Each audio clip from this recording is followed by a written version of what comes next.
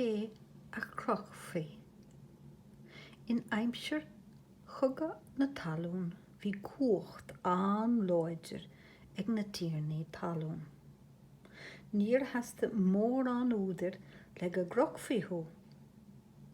Déir a trúr chun a grochta, fearr agus a bhac agus dearachar a chéile.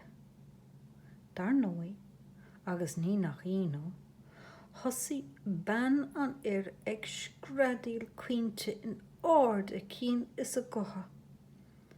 Sa deire, chlach an brethebh trúidí. Dúirt sé léi, go ligeadh sé séir duine a bháin den trúr. Cibé duine acu a ránóg sí féin. Anis, mar a dúirt mé hana, bhí a fearr céile an, a dearachar agus amach.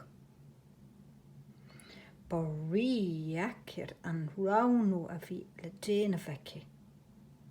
Sa deire, rána sí a dearachar. Nuair a díomhraigh an brethebhdí, cén fá gur a bé a dearachar a rána sí. Seo mar a dúirt sí. Joim mé fearr I dtír, mac imrinn, ach ní bhaidh mé mo dhearachar chaoithe. Chuir sin an oiread aontais ar an mrethebh gur scaoilte séir an trúr acu.